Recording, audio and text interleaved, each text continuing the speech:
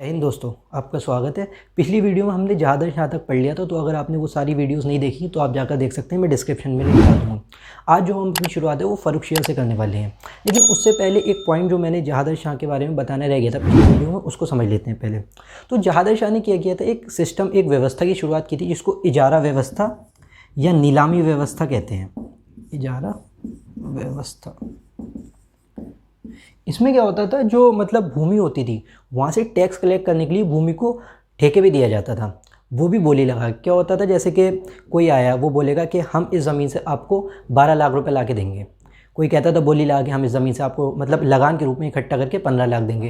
कोई कहता था 20 लाख देंगे। तो जो सबसे ज़्यादा मतलब पैसे देता था वहाँ से उसी को वहाँ से लगान इकट्ठा करने के लिए वहाँ के रेवेन्यू राइट्स दे दिए जाते थे। और सीधी सी बात है, जब उसने अगर 20 लाख में रेवेन्यू राइट्स खरीदे हैं तो उसको कम से कम 22 या 25 लगे, जो भी उसको जितना बेटर लगे वो वहाँ से उस ज़मीन से उतना लेगा। तो इसी को इजारा व्यवस्था बोलते थे। और इसको किसने मतलब लगाया था, इसको किया था जहादर शाह ने, जो फ़र्रुखशिया से पहले शासक बना था। तो अब हम अपनी शुरुआत जो है वो फ़र्रुखशिया से कर लेते हैं। तो फ़र्रुखशिया 1713 में बादशाह बना और 1713 से 1719 तक रहा। ये कौन था? ये बहादुर शाह के जो 4 बेटे थे, अज़ीमुश शान, उसमें से जो अज़ीमुश शान था, ये अज़ीमुश शान का बेटा था। 4 बेटे कौन थे? जहादर शाह, जहान शाह, अज़ीमुश शान और रफ़ीउश शान। ये अज़ीमुश शान का बेटा था। और ये राजा बना कैसे? ये दो भाई, मैंने पिछली वीडियो में कुछ ग्रुप और कुछ गुटों के बारे में बताया था, जिनमें से एक था सैयद गुट। सैयद गुट के 2 नेता थे, अब्दुल्ला खां, हुसैन खां। ये इन्हीं दोनों की मदद से शासक बना था। अब पॉइंट वाली बात यहाँ ये है कि आखिर इन दोनों ने इसी की मदद क्यों की? और भी लोग थे मुगल खानदान में, तो इन्हीं की आखिर इसी की मतलब इन दोनों ने इसी की मदद क्यों की? तो हुआ क्या था, जो इसके पिताजी थे अज़ीमुश शान, उन्होंने इन दोनों भाइयों, सैयद गुट के जो 2 नेता थे, अब्दुल्ला खां, हुसैन खां, इन दोनों को, एक को इलाहाबाद का गवर्नर बनाने में, एक को पटना का गवर्नर बनाने में हेल्प की थी। तो इसलिए इन दोनों ने इसकी मदद की। इनको लगा अगर हम इसकी मदद करेंगे तो हमारा प्रभाव जो है वो और बढ़ जाएगा, इसलिए इन दोनों ने इसकी मदद की थी। तो जैसे ही ये बादशाह इन दोनों की मदद से बना, इसने बड़े भाई को तो वज़ीर बना दिया और उसको कुतुबुल मुल्क की उपाधि दी। और छोटे भाई हुसैन खां को मीर बख्शी मतलब होता है सेनापति या आर्मी चीफ, उसको अमीरुल उमरा बना दिया, मतलब अमीरुल उमरा की उपाधि दी और मीर बख्शी बना दिया। तो जैसे ही ये शासक बना, इसके सामने भी कुछ वही चुनौतियाँ थी, जैसे राजपूत है, मराठा। तो हुआ क्या कि मराठा में जो जयसिंह थे उनसे तो कोई प्रॉब्लम नहीं थी, लेकिन जो अजीत सिंह थे, जो जोधपुर मतलब जो आज का जोधपुर है, उस टाइम मारवाड़ रियासत हुआ करती थी, वहाँ के जो राजा थे उन्होंने फिर से विद्रोह कर दिया। तो इस बार क्या हुआ, इसके ये दोनों इसके मेन लोग थे। तो इन लोग फ़र्रुखशिया ने क्या किया, इन लोगों को हमला करने के लिए भेजा और ये दोनों ने जाके अजीत सिंह पे हमला किया। और इस बार क्या किया, अजीत सिंह की जो बेटी थी, उनकी बेटी का नाम था इंद्र कुंवर। इस बार उन्होंने अजीत सिंह पे हमला किया और उनकी जो वाइफ थी, मतलब जो बेटी थी, उनकी शादी इन्होंने फ़र्रुखशिया से करवा दी, ताकि अजीत सिंह जो है वो दोबारा विद्रोह ना कर सके। ताकि मतलब जब इनकी बेटी की उससे शादी हो जाएगी तो फिर वो विद्रोह क्यों करेगा, इसलिए फ़र्रुखशिया की शादी इनकी बेटी से करा दी थी, जिनका नाम था इंद्र कुंवर। ठीक है। उसके बाद क्या किया फ़र्रुखशिया ने सहिष्णुता की नीति अपनाई थी। सहिष्णुता की नीति का मतलब ये होता है कि मतलब जो और भी जो लोग हैं, जो मतलब जैसे गैर मुस्लिम जो लोग हैं, उनके साथ भी उनको धर्म मानने की आज़ादी देना, उनको मतलब कोई परेशान अत्याचार वगैरह ना करना। इसलिए इसने जजिया और तीर्थ यात्रा का जो थे वो हटा दिए थे। अब पिछले वीडियो में भी मैंने ये बताया था कि जो जहादर शाह था उसने भी जजिया कर हटाया था। तो जब उसने हटा दिया था तो दोबारा किसने लगा दिया, ताकि इसको हटाने की ज़रूरत पड़ गई। तो इतिहास में क्या है, इस बात का मेंशन नहीं है कि जो जहादर शाह था उसने हटा दिया था तो उसके बाद किसने लगा दिया ताकि इसको हटाना पड़े बस। लेकिन इस बात का ज़रूर मेंशन है कि इसने फ़र्रुखशिया ने भी ये कर को हटाया था और जहादर शाह ने। उसके बाद किसने लगाया था, इस बात के बारे में हमें कोई जानकारी नहीं मिलती है। तो इसने क्या किया था, जजिया और तीर्थ यात्रा का इन दोनों को हटा दिया था। फिर उसके बाद इसने क्या किया था, सिखों के साथ इसका क्या हुआ था, जो सिख मैंने बताया था गुरु गोविंद सिंह के बाद जो सिखों में जो मेन नेता उभर के आए थे उनका नाम था बंदा बहादुर। तो बंदा बहादुर शाह के टाइम तो वो बच गए थे 1712 में लोहगढ़ के पास, मतलब घायल हो गए थे लेकिन बच गए थे। उसके बाद क्या हुआ, 1716 में इसके काल में एक युद्ध होता है जिसको बोलते हैं गुरदासपुर का युद्ध, जो आज का जो पंजाब है वहाँ पड़ता है। वहाँ पे क्या किया क्या, जो मुगल जो सेना थी उसने बंदा बहादुर को पकड़ लिया, कैप्चर कर लिया और उनको दिल्ली लाया गया। और दिल्ली लाके 1716 में ही किसके, फ़र्रुखशिया के काल में बंदा बहादुर को फांसी दे दी गई। ये इंपॉर्टेंट क्वेश्चन आता है कि बंदा बहादुर को फांसी किसके काल में और कब दी गई, तो 1716 में फ़र्रुखशिया के काल में दी गई थी। ठीक है। अब अंग्रेज़ों के संबंध में 1717 में इसने किया गया था, अंग्रेज़ जो कंपनी उस टाइम जो थी, मैंने अभी मतलब हम लोग पढ़ेंगे आगे, यूरोपीय जो कंपनी थी जैसे पुर्तगाली, डच और अंग्रेज़, फ्रांस और डेनिश, ये 5 कंपनियां मिलने आई थी। और एक स्वीडिश भी थी जो मतलब बिल्कुल लास्ट में थी। तो उनमें से जो अंग्रेज़ था, अंग्रेज़ों को इन्होंने एक शाही फरमान जारी किया था। हुआ क्या था, इसमें जो फर्रुखशियर था इसको कुछ बीमारी हो गई थी, इसने काफ़ी लोगों से मतलब इलाज कराया जो सही नहीं हो रहा था, एक तरीके से मतलब फोड़ा वगैरह था जो उसको हो गया था, जो उसकी सर्जरी करना थी वो हो नहीं पा रही थी। तो एक अंग्रेज़ों में एक अधिकारी था जिसका नाम था जॉन सरमन करके कुछ नाम था, मैं कंफर्म करके अभी बता दूंगा। उसने क्या किया था, एक टीम बनाई, उस टीम में एक डॉक्टर था, एक जिसका नाम था डॉक्टर हैमिल्टन, और एक इसका असिस्टेंट था जिसका नाम था स्टीफन, और कई लोगों को एक ट्रांसलेटर वगैरह, क्योंकि वो इंग्लिश तो जानता नहीं था। तो मेनली ये इन दोनों के नाम आपको याद रखना है, ये इंपॉर्टेंट है। इसके नेतृत्व में एक टीम भेजी जो फर्रुखशियर का इलाज करे। इसने डॉक्टर हैमिल्टन ने फर्रुखशियर की सर्जरी वगैरह की और वो ठीक हो गया। और जब वो ठीक हुआ तो इसी से खुश होकर उसने क्या किया, अंग्रेज़ों को एक फरमान, क्योंकि वो लोग फरमान जारी करते थे, एक फरमान दे दिया गया जिसको अंग्रेज़ों का मैग्ना कार्टा कहते हैं। उसमें क्या किया गया, इनको 3,000 रुपये एनुअली, मतलब वार्षिक, इनको 3,000 रुपये मतलब एनुअली लेके क्या कहा गया कि आप बंगाल क्षेत्र में सिर्फ 3,000 रुपये दीजिए साल में एक बार, और आप फ्री व्यापार कर सकते हैं, मतलब उसके अलावा आपको कोई टैक्स नहीं देना होगा। और 10,000 रुपये एनुअली, ये भी एनुअली था। इसमें क्या किया, सूरत का जो क्षेत्र था वहाँ पर इनको फ्री व्यापार करने की छूट मिल गई, यहाँ पे बंगाल में, और 10,000 रुपये लेके सूरत में। और बम्बई वगैरह में कुछ सिक्के वगैरह जो इन लोगों ने मतलब सिक्के वगैरह जो बनाए थे या सिक्के जो डाले थे उनको भी अनुमति दे दी कि आप ठीक है अपने जो सिक्के डालें उसको आप चला सकते हैं। बम्बई में डाले गए सिक्के, ठीक है। तो इसके बारे में ये पॉइंट याद रखना। मैग्ना कार्टा क्या होता है, मैग्ना कार्टा मैं बता देता हूँ। जो मतलब 14वीं शताब्दी में इंग्लैंड का एक राजा था जॉन, उसने क्या किया था, अपनी जनता को कुछ अधिकार दिए थे, मतलब एक तरीके से मौलिक अधिकार के रूप में कह सकते हैं जो हमारे संविधान में। तो उन्हीं अधिकार जो होते हैं उनको मैग्ना कार्टा के नाम से जाना गया था। तो इसलिए जब भी कोई अधिकार या कोई फरमान देने की बात आती है, मतलब कोई एक तरीके से कोई राइट्स देने की बात आती है, तो उसको मैग्ना कार्टा के नाम से जाना जाता है। तो ये जो था वो अंग्रेज़ों को बहुत बड़ा एक अधिकार दिया गया था, सिर्फ 3,000 रुपये दे के पूरे साल व्यापार करने का, और 10,000 रुपये दे के सूरत बहुत ही वहाँ से मतलब बहुत ही लाभ कमाया जा सकता था, उनको सिर्फ साल में 10,000 रुपये देना था। तो ये अंग्रेज़ों को एक बहुत बड़ा अधिकार मिला था, इसलिए इसको अंग्रेज़ों का मैग्ना कार्टा कहा जाता है। उसके बाद क्या हुआ, जो फर्रुखशियर था ये जो भी काम करता था, जो अब्दुल्ला खान और हुसैन का ये जो दो भाई थे, ये इसको कठपुतली की तरह यूज़ करते थे। चाहे ये सारी मतलब अपनी बातें चलाते, चाहे सेना से रिलेटेड या किसी भी रिलेटेड, किसी भी मतलब मसले से रिलेटेड काम हो, ये सारे में अपनी बात अपनी चलाना जानते थे। फर्रुखशियर को ये कठपुतली की तरह यूज़ करते थे। फर्रुखशियर को क्या हुआ कि ये सोचा यार ये तो मतलब मैं राजा हूँ और मेरी तो कोई बात सुनते ही नहीं है। तो फर्रुखशियर ने क्या किया, इन लोगों को मारने की एक प्लानिंग बनाई, ये जो थे अब्दुल्ला खान हुसैन खान। लेकिन फर्रुखशियर अगर इतनी हिम्मत होती तो मार देता, उसने पहले क्यों नहीं सोचा, मतलब इसने अकेले प्लानिंग बनाई थी। इसका एक मतलब एक सहयोगी था जिसका नाम था मीर जुमला। इतिहास में 3 मीर जुमला हुए, इनका नाम ही जुमला, ये मीर जुमला थर्ड है। मिली 3 मीर जुमला जो मतलब फेमस है इतिहास में, वो 3 है, ये थर्ड है। इसने ही इसको फर्रुखशियर को आइडिया दिया था कि भाई ये तुम्हारे मामले में बहुत टांग अड़ाना है, इनको मार दो। अकेले इसकी हिम्मत नहीं थी, ये ख्याल इसके मन में आता। पता नहीं कैसे करके इसने जब इन लोगों को मारने का प्लान बनाया, किसी तरह से ये खबर जो थी वो इन लोगों को मिल गई। इन्होंने क्या किया, ये इनसे पहले अगर इनको मारता, इसने ही इन लोगों को इन दोनों ने ही फर्रुखशियर को मार दिया। कैसे मारा, मराठों की मदद से। मराठों के साथ भी इन्होंने एक संधि की थी इन दोनों भाइयों ने 1719 में, जैसे दिल्ली की संधि या मराठों को मैग्ना कार्टा कहा जाता है। अब पॉइंट वाली बात यहाँ ये है कि अब्दुल्ला खान हुसैन खान इनके पास सारी पावर थी, ये अकेले ही क्यों नहीं मार दिया फर्रुखशियर को, मराठों से संधि करने की क्या ज़रूरत थी। तो यहाँ मैं बता रहा हूँ कि इतिहास में कहीं ना कहीं तर्क ज़रूर है कुछ ना कुछ। हुआ क्या था, अगर ये दोनों मिलकर इसको अकेले मार देते तो मुग़ल दरबार में अफरा तफरी मच जाती, और इसका फ़ायदा उठा के मराठा दिल्ली पे हमला कर देते। और अगर कहीं ना कहीं मराठा इनको दोनों भाइयों को हरा देते तो मुग़ल मतलब एक तरीके से मुग़लों की जो सत्ता थी वो पूरी ख़त्म हो जाती और मराठों का राज्य मतलब वर्चस्व हो जाता। इसलिए इन लोगों ने क्या सोचा कि हम पहले ही इन मराठों से संधि कर लेते हैं, ताकि इसको जब हम मारें तो मराठे हमसे कुछ ना कहें। तो मराठों के साथ जो संधि की गई थी इसको बोलते हैं 1719 में दिल्ली की संधि, और इसको मराठों का मैग्ना कार्टा कहा जाता है। इसमें क्या हुआ था कि जिस टाइम शिवाजी महाराज जो राजा थे उस टाइम मुग़लों से पुरंदर की संधि हुई थी, और उनको कुछ अपने जो किले जीते थे वो वापस मतलब मुग़लों को देना पड़ गए थे। तो इस संधि के तहत क्या हुआ, जो शिवाजी ने जो मुग़लों ने शिवाजी से जो क्षेत्र लिए थे वो उनको उस टाइम जो राजा बन गए थे शाहू जी, उनको वापस कर दिए जाएंगे, क्योंकि उस टाइम जब जो छत्रपति बन गए थे वो शाहू जी थे।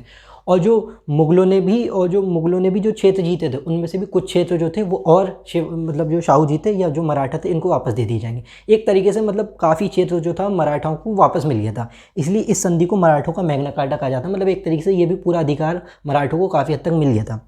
इस संधि के तहत क्या हुआ, दिल्ली की जो संधि थी इसके तहत क्या हुआ, जो मराठा जो शासक थे या जो मराठा उस टाइम पेशवा थे उन्होंने हुसैन खां अब्दुल्ला खां के साथ फ़र्रुखशियर को हत्या करने में उनकी मदद की थी। और कहीं कहीं ये भी आपको मिल जाएगा कि जो मारवाड़ के शासक थे अजीत सिंह, उनका भी इसकी हत्या में हाथ था। तो यही सब फ़र्रुखशियर से होते हैं। 1719 में मराठों के साथ अब्दुल्ला खां हुसैन खान ने मिलकर फ़र्रुखशियर की हत्या कर दी और 1719 में इसका काम तमाम हो गया। इसकी हत्या के बाद जो शासक बना उसका नाम था रफ़ीउद्दौला। तो हम उसके बारे में थोड़ा पढ़ लेते हैं।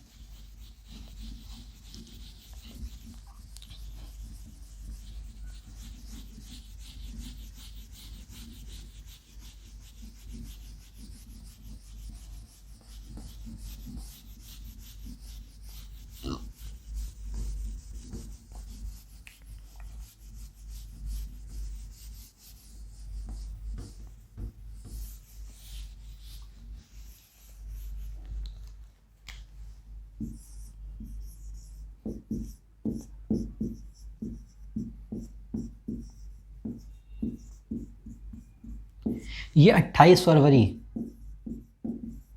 पिछली वीडियो में जब मैंने बताया था मैंने यहाँ 8 लिख दिया था तो उसको करेक्ट कर लेना। 28 फरवरी 1719 से लेके लगभग 4 जून 1719 तक ये शासक रहा था, लगभग 3 महीने 4 या 6 दिन के आसपास।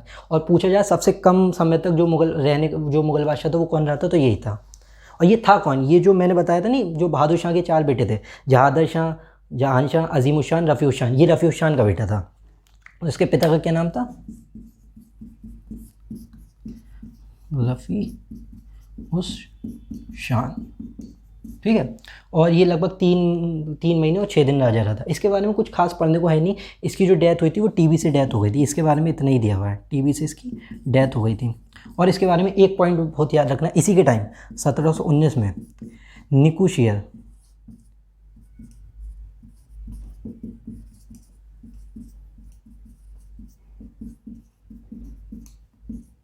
नेकुशियर इसका विद्रोह हुआ था। इसने क्या किया था, आगरा के किले पे कब्जा करके अपने आप को बादशाह घोषित कर दिया था। बाद में जो सैयद बंधु थे उन्होंने इसके जो नेकुशियर था इसके विद्रोह को दबा के बाद में इसके जो रफ़ीउद्दौला था इसके भाई रफ़ीउद्दौला को राजा बना दिया था। और ये नेकुशियर था कौन, ये था अकबर सेकंड का पुत्र। कौन अकबर सेकंड, जो औरंगज़ेब का विद्रोही बेटा था। तो ये नेकुशियर कौन था, अकबर सेकंड का पुत्र।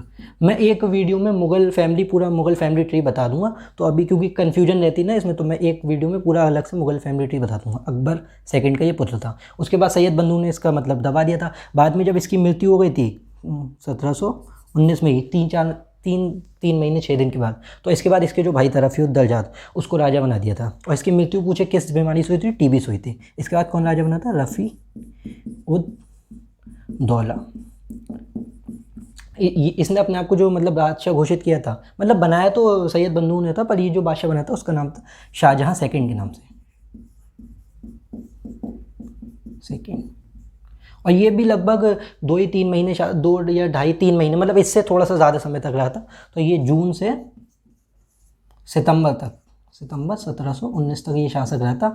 इसके टाइम में भी कुछ खास ज़रूरत नहीं है इसके बारे में, अगर इतिहास में देखा जाए तो यही डायरेक्ट शुरू होता है, ये लिखा है इसकी डेथ जो थी किस बीमारी से हुई थी। पर इसके टाइम में एक चीज़ याद रख सकते हैं, जो अजीत सिंह थे उन्होंने अपनी बेटी की शादी जो थी फ़र्रुखशियर से कर दी थी, और फ़र्रुखशियर की तो डेथ हो गई। तो इसी के टाइम जो अजीत सिंह थे उनकी जो बेटी थी इंद्र कुंवर, वो मुग़ल दरबार से अपनी बेटी को वापस ले गए थे और दोबारा उसको हिंदू धर्म में परिवर्तित कर लिया। तो इसके बारे में ये याद रखना। और इसकी डेथ कैसे हुई थी, तो अतिसार या पेचिश, जिसको डिसेंट्री बोलते हैं, अतिसार रोग था, उससे इसकी मृत्यु हुई थी। अतिसार या पेचिश, सिर्फ इसी मतलब इसके बारे में इतना ही याद रखना। इसके बाद इन दोनों की बहुत जल्दी जल्दी मृत्यु हो गई थी। इसके बाद जो शासक बना वो इंपॉर्टेंट है, इसका नाम है मोहम्मद शाह।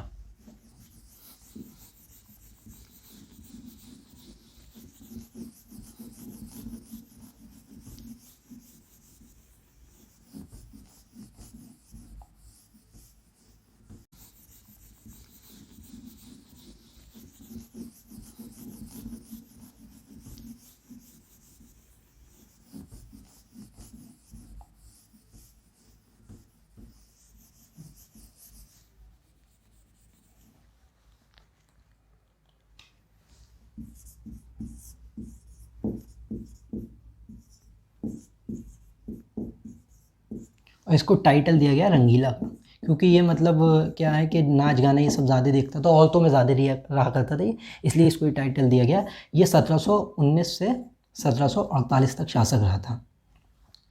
तो इसके बारे में हमें कुछ पॉइंट्स याद रखना है, ये इंपॉर्टेंट शासक है।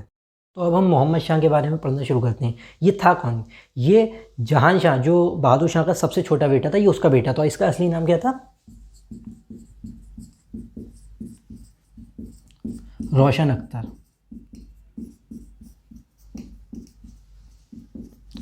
ये भी सैयद ब्रदर्स, जो सैयद बंधु थे, उन्हीं की मदद से ये मतलब राजा बना था। तो इसने क्या सोचा, क्योंकि सैयद ब्रदर्स जो थे वो हर मामले में टांग अड़ाते थे, इसने सोचा कि अगर मुझे शासन ठीक से चलाना है तो मुझे इन दोनों भाइयों को मतलब रास्ते से हटाना पड़ेगा। इसका एक दोस्त था निज़ामुल मुल्क, जो मैंने बताया था तुरानी गुट का जो नेता था। इसने निज़ामुल मुल्क के साथ मिलकर उन दोनों को मारने का प्लान बनाया। किसने? निज़ामुल मुल्क के साथ। मतलब ये निज़ामुल मुल्क नाम की तो बाद में उपाधि दी थी, उसका असली नाम जो था चिनकिलिस खां और आसफ जहाँ के नाम से है। निज़ामुल मुल्क तो बाद में इसको उपाधि मिली थी। तो इन दोनों ने मिलके जो सैयद ब्रदर्स थे उन लोगों को मारने का प्लान बनाया, और इनके साथ 3 लोग और शामिल थे। इनमें एक का नाम था हैदर खान, शहादत खान और एतमादुद्दौला।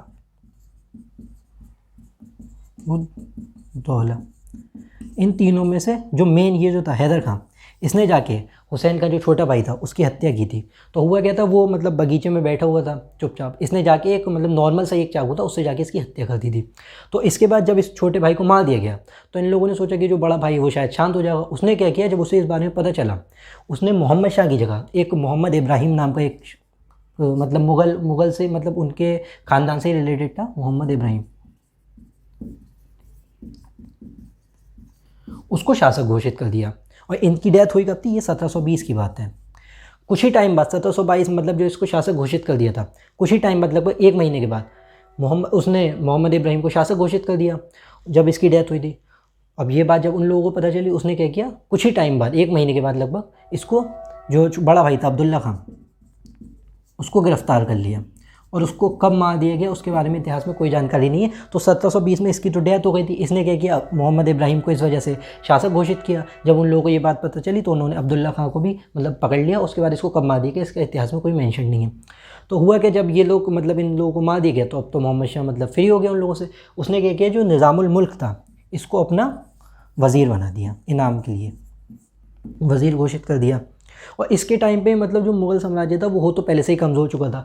ये जो मोहम्मद शाह रंगीला था, इसके नाम में ही रंगीला, ये मतलब नाचने गाने बजाने इसी में ज़्यादा रहता था। और जो इसका जो दोस्त था वज़ीर जो निज़ामुल मुल्क घोषित किया, ये मतलब महत्वाकांक्षी थोड़ा अच्छा इंसान था। ये इसकी मतलब बातों से बहुत ज़्यादा तंग आ गया था। फिर इसने क्या किया, शिकार खेलने के बहाने ये दक्कन चला गया कि मैं मतलब शिकार खेलने जा रहा हूँ, इस बहाने ये दक्कन चला गया। और दक्कन जाके इसने स्वतंत्र हैदराबाद राज्य की स्थापना की, जो हम आगे पढ़ेंगे।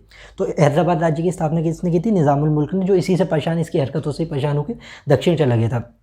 और जब ये दक्षिण गया था तो इसी के बारे में इतिहास में लिखा गया है कि ये मुग़ल दरबार से आखिरी प्रतिभा पलायन था, मतलब last talent immigration of Mughal court, क्योंकि यही एक ऐसा आदमी था जो मुग़ल साम्राज्य में जो अव्यवस्था फैली थी उसको ठीक कर सकता था। पर ये इसकी हरकतें कुछ ऐसी थी जिससे नाराज़ होकर ये मतलब दक्षिण में चला गया था। और इसके बारे में मोहम्मद शाह के बारे में कुछ पॉइंट याद रख सकते हैं। 1720 के ही आसपास इसने ही जजिया को पूरी तरह से, मतलब अगर पूछेगा कि जजिया को पूरी तरह से किसने हटाया था तो ये मोहम्मद शाह ने। अब आप सोचते होंगे कि मतलब फ़र्रुखशियाह ने भी हटा दिया तो फिर किसने लगा दिया, तो इसके बारे में भी मेंशन नहीं है। इसके बारे में बस ये मेंशन है कि 1720 में ही इसने जजिया को पूरी तरह से हटा दिया था। मतलब इसके बाद किसी ने दोबारा, जितने भी मुग़ल बादशाह उन्होंने जजिया किसी ने भी नहीं लगाया, लास्ट टाइम इसी के टाइम में हटाया गया था। और इसके बारे में कुछ पॉइंट याद रख सकते हैं। जब ये वापस चला गया था, इसका जो निज़ामुल मुल्क था, तो 1737 में ही, क्योंकि मुग़ल साम्राज्य की जो मतलब नींव थी वो बहुत कमज़ोर हो गई थी। जो पेशवा बालाजी फर्स्ट थे, बाजीराव फर्स्ट थे 1737 में मात्र 500 घुड़सवारों के साथ।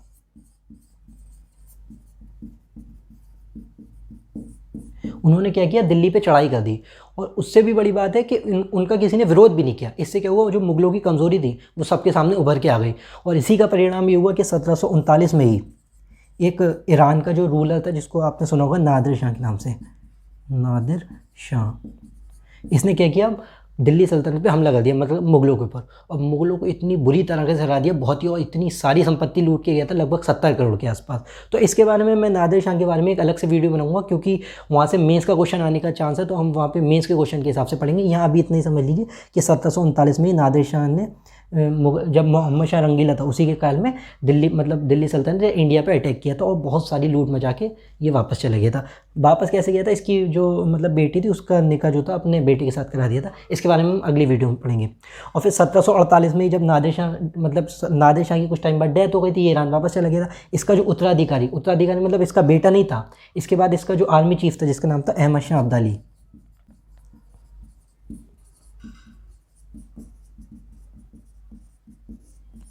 उसके बाद जो नादिर शाह के बाद ये अहमद शाह अब्दाली राजा बना था। ये इसका बेटा नहीं था, ये इसका सेनापति था, पर जब ये मरा तो इसका मतलब बेटे कोई था नहीं, तो इसकी वजह से इसने सत्ता अपने हाथ में ले ली थी, और ये ईरान का या फिर इसके साथ बाद में अफगानिस्तान का भी शासक बन गया। तो अहमद शाह ने भी जो पहला हमला भारत पे किया था वो किया था 1748 में भी, 1748 में, और उस टाइम भी शासक जो था मोहम्मद शाह था, और 1748 में मोहम्मद शाह की डेथ हो गई थी। तो इसकी मृत्यु कब हुई मोहम्मद शाह की? 1748 में।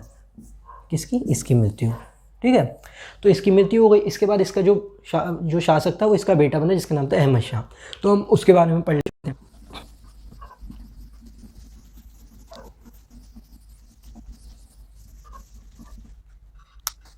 तो बना था वो था अहमद शाह, जो किसका? मोहम्मद शाह का ही बेटा था।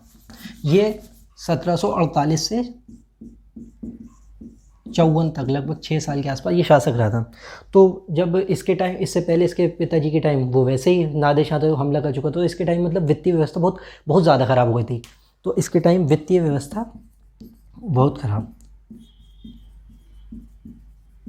काफ़ी ख़राब हो गई थी। मतलब जो और जितने वगैरह जो नौकर वगैरह हुआ करते थे, या फिर जो इनके मतलब जागीरदार, उन लोगों को पैसे देने तक की प्रॉब्लम हो गई थी, उनको उनकी तनख्वाही नहीं मतलब निकल पाती थी।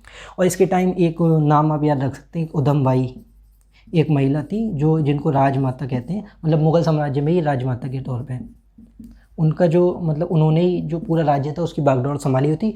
और इसने क्या किया था, जो अपना जो वज़ीर था वो बनाया था सआदत खां को, सआदत खां को। और ये सआदत खां कौन था? मैंने बताया था जो ईरानी जो गुट था उसी में एक नेता था सआदत खां, और इसी ने ही बाद में स्वतंत्र अवध राज्य की स्थापना की थी। अब जो मतलब जो स्वतंत्र राज्यों की स्थापना थी वो मोहम्मद शाह के ही टाइम से हो गई थी, तो वो पॉइंट उसके में लिख लीजिएगा, क्योंकि मैं उसको आगे बताऊंगा तो मैंने उस टाइम वो बताया नहीं था। और ये सआदत खां कौन था? वो ईरानी गुट का, जो ईरानी गुट में जो सबसे प्रभावशाली आदमी था, इसी ने अवध जो राज्य था बाद में उसकी स्थापना की थी। और इसके टाइम कुछ पढ़ने को नहीं, हाँ एक किन्नर था जिसके बारे में नाम था जाबिद खान। इसका प्रभाव जो था दरबार में बहुत बढ़ने लगा था। तो जो सआदत खां था इसने क्या किया, जाबिद खां की हत्या कर दी, इसको मार डाला। मतलब फिर इसी बात से मतलब दुखी हो गए अहमद शाह जो था, उसने सआदत खां को वज़ीर पद से हटा दिया, और इसकी जगह इमादुल मुल्क, इमाद उल मुल्क, इसको अपना वज़ीर बना दिया, क्योंकि इसने इसकी हत्या कर दी थी। इस बात से ये नाराज़ हो गया था। इसने क्या किया, इसको वज़ीर पद से हटा के इमादुल मुल्क को वज़ीर बना दिया। बाद में इमादुल मुल्क नहीं, कुछ टाइम बाद इसको अहमद शाह को मार डाला। अहमद शाह को इसने हत्या कर दी, किसकी? अहमद शाह की, 1754 में। और 1754 में इसकी हत्या करने के बाद जहादर शाह, जो सबसे पहले मैंने बताया था बहादुर शाह का बेटा था, उसका ही एक बेटा और था जहादर शाह का, जिसका नाम था अजीजुद्दीन। उसको आलमगीर सेकंड के नाम से बादशाह बना दिया। इसके बाद बादशाह बना आलमगीर सेकंड। ये 1754 से 58 या 59 कहीं कहीं मिलेगा, मैं बताऊंगा ऐसे क्यों। तो इसकी जो अहमद शाह था उसकी हत्या तो इमादुल मुल्क ने कर दी थी, और इसको आलमगीर सेकंड, इसका असली नाम था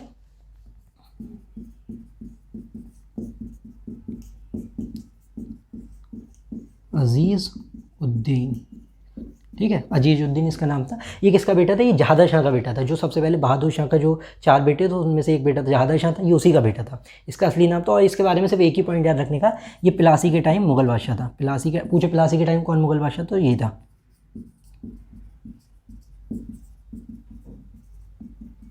इसके बारे में बस इतना ही पढ़ना और कुछ नहीं है। इसके बाद जो राजा बना, इसके आलमगीर के बाद वो बना था शाह आलम सेकंड। शाह आलम सेकंड, ये रहा था सब। इसके हाँ एक एक पॉइंट और मैं बता देता हूँ। आलमगीर सेकंड के बाद जो राजा बना था, एक और राजा मैं बता देता हूँ, उसका नाम था शाह जहाँ थर्ड के नाम से एक शासक बना था, जो 58 से लेके 59 तक रहा था, 1 साल। हुआ क्या था, जब आलमगीर सेकंड की जब डेथ हुई थी, तो उसके बाद जो इमादुल मुल्क था, उसने क्या किया था, काम बख्श का ही एक और बेटा था जिसका नाम था मुही उल मिल्लर, उसको शाहजहाँ सेकंड के नाम से, शाहजहाँ थर्ड के नाम से बादशाह बना दिया था। क्यों? क्योंकि जो मेन जो उत्तराधिकारी था आलमगीर सेकंड का, वो बिहार में मौजूद था, इसलिए उसने उस टाइम काम बख्श का ही एक बेटा था जिसका नाम था मुही उल मिल्लर, इसका असली नाम था मुही उल मिल्लर, इसको राजा बना दिया था। ऐसा इसलिए किया था क्योंकि जो आलमगीर सेकंड का जो बेटा था शाह आलम सेकंड, वो उस टाइम बिहार में मौजूद था, इसलिए इमादुल मुल्क ने इसे बादशाह बना दिया था। तो बस कुछ टाइम के लिए बादशाह बना था, उसके बाद जो बादशाह बना वो बना था आलमगीर सेकंड। तो पूछेगा कि किस टाइम में 2 मुगल बादशाह हुए, तो ये 1758 से 59 के टाइम शाहजहाँ थर्ड के नाम से, इसका असली नाम था मुही उल मिल्लर। इसके बाद शासक बना आलमगीर सेकंड, जो 1759 से लगभग 1806 तक रहा। काफ़ी लंबा कार्यकाल था। और इससे कुछ पॉइंट्स आ सकते हैं काफ़ी इंपॉर्टेंट। एक तो ये है कि काफ़ी टाइम तक मतलब बाहर रहा है, अपने मतलब किले वगैरह में नहीं रहा करता था, ये कभी अवध बाहर रहा करता। तो अवध के जो नवाब था, उसके यहाँ बहुत इसने शरण ली थी। तो ये पूछ रहे, एक तो बक्सर की लड़ाई के समय 1764 में जो बादशाह था बक्सर के टाइम, बक्सर की जब जंग हुई थी, बक्सर की जंग के समय, तो पूछा बक्सर की जंग के समय मुगल बादशाह कौन था, तो ये आलमगीर सेकंड। इसी के साथ अंग्रेज़ों ने जो प्लासी की जो बक्सर की जंग हुई थी, उसके बाद इलाहाबाद की संधि की थी 1765 में, वो भी इसी के साथ की थी, इलाहाबाद की संधि, जो हम आगे पढ़ेंगे जब हम लोग बंगाल पढ़ेंगे और अवध पढ़ेंगे उसमें, और जो अंग्रेज़ों की मतलब यूरोपीय कंपनियों के बारे में उस टाइम पढ़ेंगे जब बक्सर की जंग वगैरह आएगी। और इसके बारे में कुछ पॉइंट याद रख सकते हैं। ये जो बादशाह था, ये पहला ऐसा बादशाह था जो अंग्रेज़ों का पेंशनर बना था। इसको 26 लाख रुपए पेंशन दी गई थी सालाना, मतलब 1 साल में इसको खर्च करने के लिए, क्योंकि ये लोग बक्सर की जंग हार गए थे, आगे पढ़ेंगे तो बताऊँगा।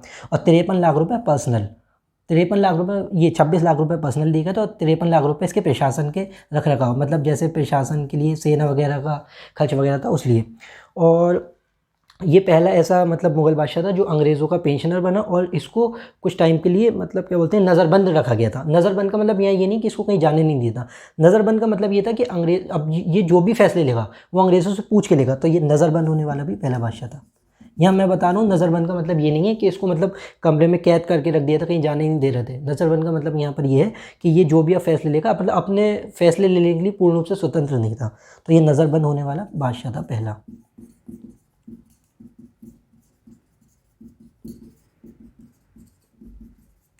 और जब फिर ये 1806 तक इसकी बादशाह रहा, इसके बाद इसकी डेथ हो गई थी। और इसी के टाइम एक चीज़ और थोड़ा सा याद रख सकते हैं, दिल्ली पर जो अधिकार हुआ था अंग्रेज़ों का, वो भी इसी टाइम में हुआ था।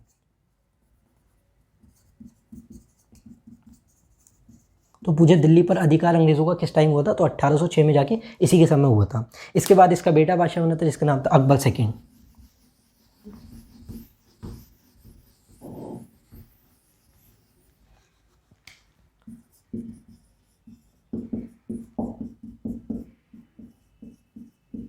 ये 1806 से 1837 तक रहा था। इसके बारे में कुछ 2 ही 3 पॉइंट है। एक तो ये है कि राजा राम मोहन राय ने इसके टाइम, जो इसके पिताजी थे शाह आलम सेकंड, उसके टाइम 26 लाख पर्सनली पेंशन दी थी, लेकिन इसके टाइम तक आते आते पेंशन लगभग 12 लाख के आसपास कर दी थी। तो इसने क्या किया था, राजा राम मोहन राय जो मतलब एक मतलब जिनको बोला जाता है भारतीय पुनर्जागरण का पिता, जो मतलब एक धर्म सुधार आंदोलन जिन्होंने चलाया था, उनको इसने क्या किया था, ब्रिटेन भेजा था वहाँ की महारानी से अपनी पेंशन बढ़वाने के लिए, और उनको राजा की उपाधि दी थी। तो पूछेगा उनको राजा की उपाधि किसने दी थी, तो अकबर सेकंड ने राजा राम मोहन राय को। उनका नाम था राम मोहन राय, उनको राजा की उपाधि दी थी, तो राजा राम मोहन राय हो गया था।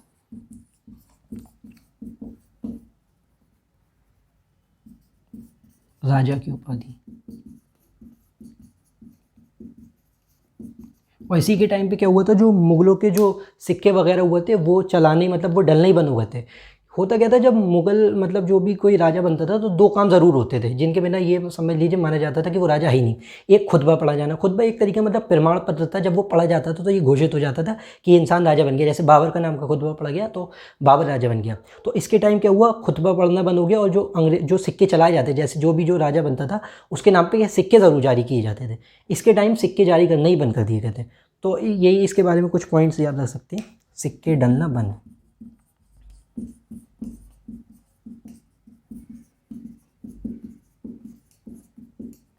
बस यही 2-4 पॉइंट है। इसके बाद जो शासक बना था वो आखिरी बादशाह था, इसका नाम था बहादुर शाह सेकंड।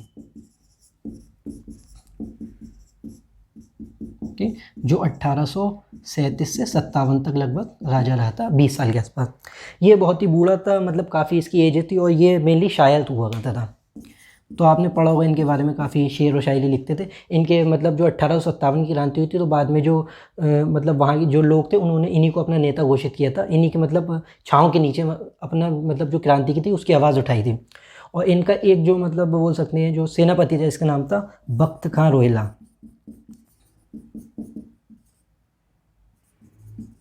इसी ने 1857 की क्रांति में काफ़ी महत्वपूर्ण भूमिका निभाई थी मतलब। और इनके बेटों को भी, क्योंकि बाद में जब क्रांति को दबा दिया गया तो इनके बेटों को पकड़ के उनको मार दिया गया था। और 1857 में इन्हें पकड़ के इनको रंगून भेज दिया गया और वहाँ 1862 में जाके इनकी डेथ हो गई थी। तो फिर इन्हीं के बाद से मुग़ल साम्राज्य जो पूरी तरह ख़त्म हो गया था और भारत पे जो भी हिस्से मतलब अंग्रेज़ों के कब्ज़े में थे उस पर पूरी तरीके से जो ब्रिटिश क्राउन था उनका शासन हो गया था।